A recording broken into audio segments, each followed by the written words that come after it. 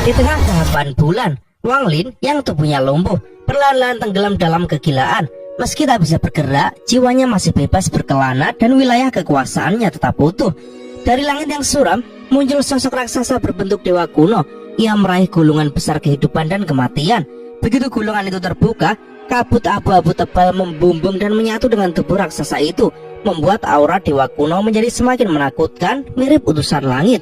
Dalam sekejap, tangan raksasa itu meraih dan menyeret keluar wujud utusan surga yang tersembunyi di balik kehampaan. Dua sosok raksasa kini berdiri menggetarkan langit. Mata Wang Lin menatap tajam. Di atas kepala sang utusan, 7 bintang berkilau, namun 3 di antaranya tampak redup, seolah disegel. Melihat ini, sebuah kesadaran mencuat dalam benaknya. Siklus reinkarnasi tidak sederhana yang ia kira. Utusan ini bukan sekedar makhluk biasa, melainkan dewa kuno. Saat utusan itu akhirnya membuka matanya, ekspresinya bukan lagi dingin seperti biasa, melainkan kebingungan. Tanpa banyak bicara, ia meluncurkan serangan besar ke arah dewa kuno dari wilayah Wang Lin, menyebabkan ledakan yang menghancurkan daratan seluas 5.000 km di sekitarnya, menciptakan lubang raksasa. Hanya di tengah lubang itu, Zouru tetap aman, dikelilingi cahaya putih lembut. Dewa kuno Wang Lin terdorong mundur. Tubuh Wang Lin pun bergetar hebat, darah mengalir dari mulutnya. Namun dia tetap bertahan. Dia tahu jika menyerah sekarang, maka Nasken Soul Limuwan akan musnah selamanya. Pertarungan pun kembali memanas. Wang Lin dan dewa kunonya bertarung habis-habisan, membuat bulan berguncang. Dalam pertempuran itu, Wang Lin berhasil melepaskan diri dari kekangan, dan dengan tekad bulat, ia menyerang utusan surga dengan kekuatan penuh. Untuk pertama kalinya, utusan surga terpaksa mundur. Namun saat pertarungan sengit itu berlangsung, sebuah suara lembut memanggil Wang Lin. Suara yang sudah 19 tahun tidak ia dengar. Limuwan telah terbangun. Dengan senyum penuh kesedihan, ia melepaskan jiwa Zouru, menolak melahap anak yang selama ini ia rawat seperti darah daging sendiri. Meski sadar, kebangkitannya berarti kehancuran dirinya sendiri. Limuwan menatap Wang Lin untuk terakhir kalinya, penuh kasih, sebelum tubuh rohnya mulai menghilang. Sedikit demi sedikit tertelan hukum langit. Saat kekuatan reinkarnasi kembali muncul untuk menarik jiwa Limuwan, Wang Lin tidak tinggal diam. Dengan segenap amarah dan tekad, ia mengerahkan manik surga penentang miliknya. Dalam sekejap, ia melindungi jiwa Limuwan, memutus siklus yang ingin memisahkan mereka. Utusan surga yang tak bisa lagi mengambil apa yang diinginkannya perlahan menghilang bersama awan dan roda besar reinkarnasi. Keheningan menyelimuti bulan. Wang Lin sendirian di tengah kehancuran, tertawa seperti orang gila. Tawanya bergetar, dipenuhi kesedihan dan amarah terhadap surga itu sendiri. Ia menatap langit tinggi dan bersumpah bahwa meski menang melawan hukum surga, pada akhirnya ia tetap dipermainkan oleh kehendak langit. Dengan hati yang hancur, ia mengembalikan jiwa Zouru ke tubuhnya. Lalu tanpa menoleh lagi, ia terbang pergi, meninggalkan bulan yang porak-poranda. Di belakangnya, Little White, binatang mungil yang dulu disegel Wang Lin, menghampiri Zouru. Dengan lembut, ia menjilati wajah kecil itu. Zouru yang masih setengah sadar menggumam ingin tidur sebelum akhirnya dibawa pergi oleh Little White ke tempat yang lebih aman. Sejak hari itu, di permukaan bulan yang sunyi, muncul seorang pria gila. Rambutnya acak-acakan, matanya kosong, namun bibirnya terus-menerus menggumamkan 2 kata, kehendak surga. Setiap binatang yang menghalanginya akan mati tanpa perlawanan. Setahun berlalu, pada malam hujan di timur bulan, sosok gila itu berdiri di atas gunung tinggi. Air hujan mengalir membasahi wajahnya, jatuh bersama air matanya yang tak terlihat. Dalam kesunyian malam itu, Wang Lin merenung, hidup, kematian, semuanya kini tampak berbeda di matanya. Berkat perjalanan panjang penuh darah dan air mata, dia akhirnya memahami bahwa hidup bukanlah sekedar lahir dan kematian bukanlah akhir. Segala sesuatu hanya bertransformasi, mengalir seperti hujan yang lahir di langit, jatuh ke bumi, dan kembali menjadi awan. Ia pun sadar bahwa rasa bersalah terhadap orang tuanya dan kesedihan atas Limuwan adalah bagian dari perjalanan emosinya, tetapi bukan lagi sesuatu yang harus ia pertahankan selamanya. Jiwa orang tuanya perlahan muncul, menatapnya dengan penuh kasih sebelum akhirnya melangkah ke dunia baru, meninggalkan Wang Lin dengan kedamaian yang perlahan tumbuh di dalam hatinya. Sin lalu memperlihatkan di atas punggung Little White, seorang gadis kecil bernama Zouru melangkah riang di antara pegunungan. Sudah setahun lamanya sejak ia bangun, namun bayang-bayang Wang Lin, paman yang sangat ia rindukan, tak pernah muncul di hadapannya. Hanya Little White yang setia menemaninya menjalani hari-hari panjang di dunia asing ini. Namun, kedamaian kecil itu segera terusik. Tanah di bawah mereka mulai bergetar, retak, dan dari perut bumi muncullah seekor makhluk mengerikan. Seekor cacing raksasa berwarna merah, tubuhnya menjulang lebih dari 100 kaki, tampak mengerikan dengan mulut penuh gigi tajam dan bau amis menusuk. Meski ancaman besar mengintai, Zauru tetap tenang, bahkan tampak bersemangat. Ia percaya bahaya ini bukanlah akhir, melainkan sebuah petunjuk. Dan seperti yang ia duga, dari langit muncullah seekor nyamuk raksasa, pelindung rahasia yang selama ini mengawasinya. Dalam sekejap, makhluk itu menyerbu, menikam cacing raksasa dengan moncong tajamnya, menyedot habis darahnya, lalu terbang kembali ke kejauhan. Zauru segera menyuruh Little White untuk mengejar. Namun betapapun cepatnya makhluk kecil itu berlari, nyamuk raksasa itu terlalu cepat untuk mereka. Meski begitu, Zauru tetap yakin dalam bahaya berikutnya, pelindung misterius itu akan kembali. Hari-hari mereka berlanjut, penuh perjalanan panjang melintasi bulan yang luas. Zauru sering merasakan hembusan angin hangat yang membelai tubuhnya, menghilangkan rasa lapar dan mengisi dirinya dengan kekuatan baru. Ia tidak tahu bahwa di balik semua itu, Wang Lin diam-diam mengawasinya dari kejauhan, menyebarkan energi spiritual ke tubuhnya untuk memastikan ia tetap aman dan sehat. Sementara itu, di puncak sebuah gunung, Wang Lin duduk sendirian, matanya yang dalam dan tajam menatap langit malam. Setahun berlalu, gila atau tidak, dia tidak pernah melupakan tanggung jawabnya. Keselamatan Zauru, perjalanannya ke puncak kekuatan, semua itu masih membara dalam hatinya. Kini, Wang Lin telah menembus tahap formasi jiwa. Dengan kekuatan baru ini, dia dapat mengendalikan awan, menciptakan bola petir hanya dengan satu gerakan tangan. Satu langkah lagi, dan dia akan mencapai tahap transformasi jiwa, sebuah level kekuatan yang membuatnya menjadi salah satu pilar dunia kultivasi. Namun, bukan kekuatan semata yang menggerakkan hatinya. Di dalam manik yang menentang langit, dua jiwa yang sangat berarti baginya tetap dijaganya. Jiwa besar si Tunan kini makin solid, semakin mendekati kebangkitan. Dan di sudut lain, Lasken Soul Limowan, One Earth, terbaring dalam tidur panjang, diselimuti embun roh yang Wang Lin kumpulkan dengan sabar, setetes demi setetes. Wang Lin tahu, One Earth telah menunggunya selama ratusan tahun. Kini, meski tak tahu kapan keajaiban itu akan datang, dia bersumpah untuk tetap menunggu, tetap melindungi, bahkan jika harus menghabiskan seluruh hidupnya. Di bawah langit berbintang, di tengah hujan yang mengguyur puncak gunung, sosok kesepian itu berdiri kaku. Angin membawa pergi kesedihan, tapi tak pernah mampu memadamkan api kesepian yang membakar hatinya. Menatap ke atas, Wang Lin seolah melihat sosok wanita yang tak akan pernah hilang dari hatinya. Cinta yang abadi, seperti bintang-bintang yang terus bersinar di tengah gelapnya malam. Scene lalu memperlihatkan perjalanan Zauru berlanjut, membelah daratan luas dalam pencarian panjang untuk menemukan pamannya, Wang Lin. Ia tak tahu apa yang membuat pamannya pergi. Hanya ada satu keinginan di hatinya, menemukan Wang Lin dan bertanya langsung alasannya. Di sisi lain, Wang Lin tengah berada di puncak gunung, duduk bersila di tengah tumpukan giok langit. Ia menutup semua pikirannya, fokus penuh untuk berkultivasi. Kini, ia telah mencapai puncak formasi jiwa. Satu langkah lagi, dia akan memasuki tahap transformasi jiwa, sebuah tingkat kekuatan yang membuat para kultivator bermimpi seumur hidup. Namun, menembus batas ini bukan perkara mudah. Selain memahami hukum langit, dibutuhkan giok langit dalam jumlah besar, sesuatu yang bahkan sekte-sekte besar pun tak selalu punya. Wang Lin dengan pemahamannya yang unik tentang hukum surga, mulai menantang batasan itu. Dalam tubuhnya, energi spiritual celestial dan energi spiritual biasa bertempur sengit, saling menggilas sebagai air dan api. Wang Lin memilih jalan sulit, memurnikan energi dalam tubuhnya sedikit demi sedikit. Proses ini lambat dan berat, memakan waktu berbulan-bulan, menghancurkan hampir semua giok langit yang dimilikinya. Tapi hasilnya sepadan, ia bisa mempercepat kultivasinya tanpa harus bersembunyi selama 100 tahun. Saat semua giok langit habis, Wang Lin tahu jalannya belum selesai. Ia harus mencari lebih banyak giok langit, bahkan jika harus mencurinya dari sekte lain. Dengan tekad membara, Wang Lin kembali bergerak. Di sisi lain, Zauru duduk lesu di atas Little White, menggerutu dalam hati.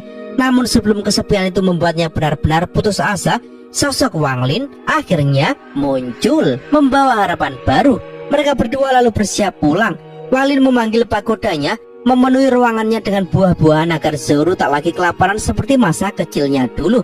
Mereka naik binatang nyamuk raksasa, menembus langit dan menuju planet Vermilion, tempat awal dari semua perjalanan panjang ini. Tapi planet itu kini berbeda. Aura asing membungkus permukaannya. Tanaman raksasa dari kabut hitam menjulang tinggi, menandai kehadiran klan abadi yang dipercaya. Tanpa ragu, Wang Lin menerjang ke arah planet, membawa tekad dan harapan yang membara di hatinya. Ia tahu perjalanan ini baru saja dimulai. Di tengah dunia yang hancur oleh perang, Wang Lin kembali melangkah ke tanah kelahirannya. Dahulu, negara Zhou adalah tempat penuh harapan. Kini hanya bayang-bayang kehancuran yang tersisa. Perjalanan panjang membawanya bertemu Wang Zuo. Wajah yang dulu ia kenal, kini menua dan dipenuhi keputusasaan. Sekilas tatapan cukup bagi Wang Lin untuk memahami segalanya. Kematian mengintai di setiap sudut, dan tak ada lagi tempat yang aman bagi mereka yang lemah. Negara-negara kecil telah berguguran satu demi satu. Mereka bukanlah lawan bagi klan abadi terbuang. Makhluk-makhluk kuat yang memperlakukan perang ini hanya sebagai permainan untuk melatih prajurit muda mereka. Vermilion, penguasa planet ini, perlahan mundur, membiarkan negeri-negeri kecil seperti Zhou terjerumus ke dalam jurang kehancuran. Wang Lin memandang rekannya yang tersisa, hanya sedikit yang mampu bertahan. Di hadapan mereka, 4 anggota klan Forsaken mengintai. Mengerikan, namun belum bertindak. Hingga sebuah cahaya meluncur dari langit. Meteor putih yang membawa aura tak tertahankan. Dalam hitungan detik, sosok berambut putih itu turun dari langit. Para musuh gemetar ketakutan, satu persatu berbalik melarikan diri. Namun, Wang Lin tidak memberi mereka kesempatan. Dengan satu gerakan tangan, ia memanggil nyamuk raksasanya. Teriakan ngeri pun bergema sebelum malam kembali sunyi. Semua yang menyaksikan hanya bisa membeku. Wang Zuo menatapnya penuh rasa hormat dan ketidakpercayaan. Wang Lin, yang dulu hanya sosok pemuda biasa, kini berdiri sebagai kekuatan yang tak terbayangkan. Dengan satu sentuhan ringan, Wang Lin memecahkan segel dalam ingatan Wang Zuo, mengembalikan kenangan masa lalunya dan membawa pria itu pingsan karena guncangan. Menyisakan satu kelompok kecil yang tersisa, Wang Lin memberi mereka batu giok istimewa, pelindung terakhir yang bisa menjamin keselamatan mereka dalam perjalanan ke Zhou. Lalu dalam sekejap, ia menghilang membawa Wang Zuo. Di puncak gunung yang sepi, Wang Zuo terbangun. Tak ada lagi rasa bingung di matanya, hanya rasa pahit dari kenangan masa lalu yang membanjiri dirinya. Ia mengucapkan terima kasih yang tulus, namun Wang Lin hanya tersenyum lemah. Dari klan mereka yang dahulu besar, kini hanya tinggal mereka berdua. Sambil menatap cakrawala, Wang Lin bertanya tentang dunia yang kini telah berubah. Dari cerita Wang Zuo, ia akhirnya tahu klan Immortal Forsaken telah menduduki setengah planet. Negara-negara kuat telah berkhianat, mayat-mayat berbaris di setiap medan perang. Wang Lin merenung, ia harus kembali ke sekte pemurnian jiwa, sekte lamanya, untuk mencari tahu apa yang terjadi. Namun sebelum berangkat, Wang Zuo memohon satu hal, untuk kembali ke Zhou dan melindungi keluarga Wang, keturunan terakhir yang mungkin masih tersisa. Malam pun jatuh di Zhou. Di tengah hujan yang deras, sebuah kereta kuda berlari menembus kegelapan. Di dalamnya, seorang wanita cantik mendekap erat seorang anak kecil, Yuer, yang tertidur di pelukannya. Suaminya, pria berwibawa, duduk menjaga mereka penuh kegelisahan. Mereka adalah keluarga yang melarikan diri dari ibu kota, berusaha menyelamatkan darah terakhir keluarga Wang dari ancaman klan Immortal Forsaken. Langit menangis bersama mereka dalam suara deru hujan dan derap kuda. Harapan kecil itu masih bertahan, sebuah nyala kecil dalam malam yang nyaris padam. Di tengah kekacauan yang mengguncang ibu kota, sepasang suami istri berusaha menyelamatkan buah hati mereka, yaitu Yuer. Harapan mereka tipis. Satu-satunya jalan keluar hanyalah rumah leluhur keluarga Wang, tempat yang telah lama menjadi legenda, dikabarkan menyimpan kekuatan tersembunyi. Perjalanan mereka penuh kecemasan. 3 anak lain dari ibu kota telah ditangkap, dan tak seorang pun tahu nasib mereka. Suami istri itu hanya bisa menggantungkan harapan mereka pada pesan turun-temurun, yaitu oleskan darah keluarga di rumah leluhur. Saat bencana besar tiba, maka keselamatan mungkin datang. Setelah 3 hari perjalanan yang melelahkan, mereka akhirnya tiba di sebuah manor tua yang tampak biasa saja. Tempat itu, meski sederhana, mengandung kenangan masa kecil si pria. Puluhan tahun berlalu, namun bangunan itu seolah membeku dalam waktu. Hanya ada beberapa orang tua setia di sana. Tubuh mereka rentah, tetapi mata mereka masih memancarkan kekuatan yang menggetarkan hati siapapun. Namun, kedamaian itu tak bertahan lama. 2 pria asing, bertatu dan bermata tajam, melayang di atas manor. Keduanya jelas bukan orang biasa. Dengan kekuatan menakutkan, mereka menerobos ke dalam, mengincar Yuer, anak kecil dengan potensi luar biasa. Tetua-tetua yang setia berusaha menghalangi mereka, tapi kekuatan lawan terlalu besar. Dalam sekejap, tubuh-tubuh tua itu terhempas, batuk darah, namun mata mereka tetap penuh semangat juang. Dalam kepanikan, sang ayah menyeret istri dan anaknya ke dalam rumah leluhur. Dengan tangan gemetar, ia membuka kompartemen rahasia, menggambar simbol kuno dengan darahnya sendiri. Detik berikutnya, sebuah potongan batu giok kuno muncul. memancarkan cahaya misterius. Kekuatan luar biasa mengalir dari batu giok itu membuat dua pria bertato itu ketakutan. Salah satu dari mereka mencoba mundur, tetapi sudah terlambat. Dengan satu kilatan, giok itu menembus tubuhnya, mengakhiri hidupnya dalam sekejap. Yang satu lagi mencoba melarikan diri, tapi nasibnya pun sama, tubuhnya ambruk dari udara tak bernyawa. Ketiganya di dalam rumah leluhur hanya bisa menatap dengan mata terbuka lebar. Semua rumor itu ternyata nyata. Batu giok itu menyimpan kekuatan seorang leluhur yang luar biasa, meninggalkan potongan kecil dari Ji realmnya untuk melindungi keturunannya. Sementara itu, di luar sekte Tiandao, suasana semakin mencekam. Para pembudidaya dari negeri Zhao berkumpul, menatap penuh kebencian ke arah seorang pria bertato yang memancarkan aura mengerikan. Orang ini bukanlah sosok biasa, dia adalah dukun 6 daun dari klan Forsaken Immortal, eksistensi yang hampir tak tertandingi di dunia fana. Dengan santai dia melangkah mendekati sekte Tiandao, sementara tato-tato berbentuk naga terbang mengelilinginya, siap menghancurkan segalanya. Namun, sesuatu yang tak terduga terjadi. Sebuah ukiran kayu tua tiba-tiba melesat ke langit dari dalam gunung. Ukiran itu bukan benda biasa, yang menyimpan sedikit kekuatan dari seorang pembudidaya tahap formasi jiwa yang pernah meninggalkan warisan di negeri ini. Meskipun kekuatan itu kecil di mata sang dukun, kehadirannya membawa harapan baru bagi para pembudidaya Zhao. Namun, sang dukun hanya mencibir. Bagi dirinya, kekuatan formasi jiwa awal tidaklah cukup untuk menggoyahkan langkahnya. Di matanya, dunia fana ini tetaplah dunia yang bisa dihancurkan kapan saja. Dunia fana ini tetaplah dunia yang bisa dihancurkannya kapan saja. Bahkan harta karun itu baginya hanya gangguan kecil. Pertarungan besar pun seakan tak terhindarkan. Xin beralih di puncak Gunung Hengyuo. Pertempuran antara harapan dan keputusasaan sedang memanas.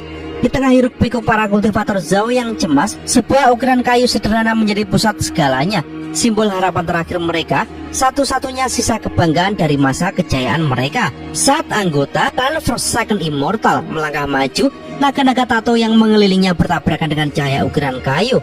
Ledakan demi ledakan mengguncang udara, memecah keheningan dengan dentuman keras. Meski sebagian besar naga musnah, ancaman belum berakhir. Dengan mata berbinar serakah, si tamu asing merebut ukiran itu, seolah-olah merampas seluruh jiwa rakyat Zhao dalam satu genggaman. Namun, saat suasana menegang, dua sosok tiba-tiba muncul dari kehampaan. Kehadiran mereka seperti hembusan angin segar di tengah badai. Wang Lin dan Wang Zuo berdiri dengan tenang, membawa serta rasa aman yang hampir terlupakan. Sorak-sorai meledak dari para pembudidaya Zhao. Harapan yang sempat padam kembali menyala. Melihat Wang Lin, wajah anggota klan Immortal Forsaken langsung berubah pucat. Dalam satu gerakan sederhana, Wang Lin memanggil kembali ukiran kayu itu. Tapi tipu daya telah disiapkan. Tato-tato di dalam ukiran meledak, menciptakan kekuatan dahsyat. Wang Lin tetap tenang, seolah menghadapi hembusan angin biasa. Dengan satu gerakan tangannya, ia mengurung ledakan itu menjadi bola kecil, mengendalikan kehancuran seolah-olah itu hanya mainan. Menyadari dirinya tak punya harapan, si lelaki tua itu mencoba melarikan diri, memanggil kekuatan ruang untuk membuka jalan kabur. Tapi langit menggelap dan retakan spasial menutup semua jalan keluar. Ia terjebak tanpa harapan. Di tengah tekanan yang mencekik, si lelaki tua mengeluarkan semua kekuatannya. Tanaman aneh dengan 6 daun tumbuh dari dahinya, mencoba menahan kekuatan Wang Lin.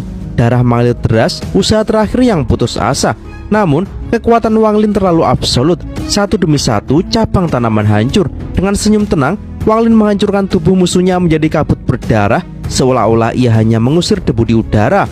Segalanya kembali hening. Wang Lin berdiri di puncak gunung, matanya menatap dalam ke arah cakrawala, merenungkan sesuatu yang lebih besar. Ada konspirasi yang tersembunyi di balik semua ini. Nama Qian Feng muncul kembali, membawa serta tanda tanya besar yang belum terjawab. Gunung Hengyu tetap kokoh, ukiran kayu kembali bersinar lembut, seolah-olah turut menghela nafas lega bersama rakyat Zhao. Setelah sekian lama, akhirnya sekte Tiandao kembali dipenuhi semangat. Para pembudidaya muda hingga yang sudah renta memandang Wang Lin dengan penuh rasa hormat. Mereka menganggapnya bukan sekedar tamu, melainkan leluhur yang telah membuka jalan mereka di dunia kultivasi. Wang Lin sendiri hanya bisa tersenyum tipis. Ia tidak merasa pantas dipanggil leluhur, namun para pembudidaya tetap bersikeras. Di antara mereka, seorang pria tua berambut putih, Zhen Fengxiao, berdiri paling depan, bersikap seakan melihat dewa turun ke bumi. Baginya, Wang Lin adalah lambang kebangkitan Zhao sejak 2 abad lalu. Melihat semangat itu, Wang Lin akhirnya luluh. Ia setuju tinggal beberapa hari di sekte Tiandao. Di sana, ia membagikan pengalamannya tentang Dao, meninggalkan jejak pemahaman yang mendalam di benak para pembudidaya. Bagi para kultivator formasi inti dan Nasken Soul, ini adalah keberuntungan seumur hidup. Jalan mereka menuju puncak menjadi lebih jelas dan lebih kuat. 3 hari kemudian, setelah memastikan segala sesuatu di sekte terlindungi, Wang Lin bersama Wang Zuo meninggalkan Tian Dao. Sebelum pergi, Wang Lin meletakkan formasi pelindung yang sangat kuat, sesuatu yang bahkan sekte dari negara budidaya tingkat 5 pun akan iri. Setelah itu, Wang Lin menyempatkan diri mengunjungi keluarga besarnya, keturunan keluarga Wang. Di sana ia bertemu Yu seorang anak kecil yang mengingatkannya pada teman-teman lamanya di masa muda. Ada rasa melankolis dalam hatinya saat melihat betapa waktu telah mengubah segalanya. Wang Zuo yang hatinya jauh lebih dekat dengan keluarga ini memilih tinggal. Ia melindungi mereka bukan sekedar sebagai seorang kultivator, tapi sebagai bagian dari keluarga. Namun, ada satu hal lagi yang belum selesai.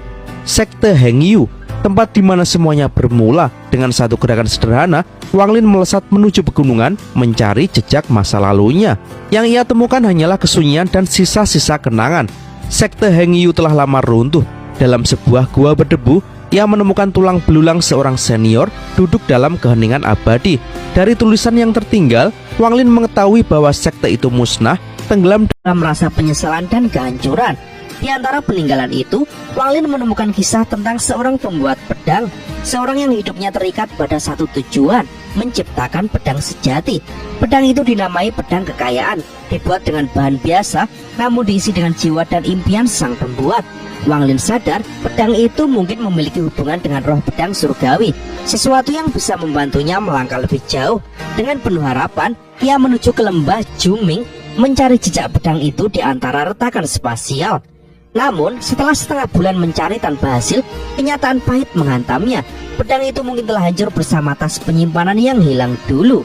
Tanpa membuang waktu, Wang Lin memutuskan melanjutkan jalannya menuju tujuan berikutnya, menembus tahap transformasi jiwa. Ia harus kembali ke sekte pemurnian jiwa dan mengumpulkan cukup giok langit untuk mewujudkannya. Saat Wang Lin menghilang dari tanah Zhao, di sisi lain dunia, sebuah bayangan muncul. Di negara budidaya yang telah jatuh ke tangan klan Immortal Forsaken, seorang pria bertopi jerami berdiri menyaksikan ke arah langit. Ia, Zhou Wutai, meninggalkan sebuah batu giok penting, hadiah berharga untuk Wang Lin, berisi domain Liu Mei, wanita yang tak asing dalam hidup Wang Lin. Beban besar kini ada di pundaknya, memenuhi harapan senior, melahap hati Dao, Liu Mei, dan mungkin menjadi Vermilion yang baru. Tanpa ragu, Wang Lin melangkah lebih cepat. Di negara Pilu, arai transfer kuno menyala terang. Wang Lin keluar dari sana, matanya bertekad dan melesat ke arah sekte pemurnian jiwa, menuju takdir yang sudah lama menantinya. Di tengah perjalanan kembali, Wang Lin melaju di langit sambil menyebarkan perasaan ilahi. Sepanjang jalan, ia melihat banyak pembudidaya dengan wajah kusut dan penuh kecemasan, seolah-olah dunia ini sudah tak lagi aman. Tak mau terlibat, Wang Lin bergerak cepat, bahkan menghindari sekelompok besar pembudidaya yang sibuk menyisir wilayah dengan indera ilahi mereka. Tak lama, ia tiba di depan sekte pemurnian jiwa. Perlindungan sekte itu masih aktif, membentuk lautan kabut hitam yang menyeramkan, seolah-olah pintu gerbang dunia arwah terbuka di sana. Wang Lin menghela nafas lega, sektenya masih aman. Dengan bendera jiwanya, ia menembus formasi dan memasuki sekte yang kini tampak jauh lebih sepi daripada sebelumnya. Di tengah suasana muram itu, muncullah Dutian, pemimpin sekte yang kini terlihat jauh lebih tua dan dipenuhi aura kematian. Dengan suara berat, ia menyambut Wang Lin. Menyadari waktunya tak banyak lagi, Dutian mengungkapkan niatnya menyerahkan masa depan sekte pemurnian jiwa kepada Wang Lin bersama dengan warisan bendera 1 miliar jiwa. Sebagai gantinya, ia meminta Wang Lin menjaga sekte ini tetap hidup dan membawanya menuju kejayaan baru. Tanpa ragu, Wang Lin menerima beban besar itu. Ia mengikuti Dutian menuju area terlarang sekte, sebuah gua rahasia berisi tablet para pembudidaya legendaris. Di sanalah 2 bongkahan besar giok langit diangkat dari tanah, menyebarkan energi spiritual celestial murni ke seluruh ruangan. Wang Lin segera duduk, menyerap energi itu dengan sekuat tenaga. Dibantu formasi pelindung yang dibuat oleh Dutian, laju penyerapan energinya meningkat drastis. Tubuhnya perlahan mulai berubah, memurnikan energi dalam dirinya, menandai awal perjalanan menuju tahap transformasi jiwa. Langkah besar untuk menjadi kekuatan sejati di dunia para pembudidaya. Hari-hari berlalu tanpa terasa, dan energi langit yang melimpah terus mengalir ke tubuhnya. membawa Wang Lin semakin dekat ke pintu gerbang kekuatan baru. Wah, apakah Wang Lin akan segera naik ke ranah transformasi jiwa ya guys?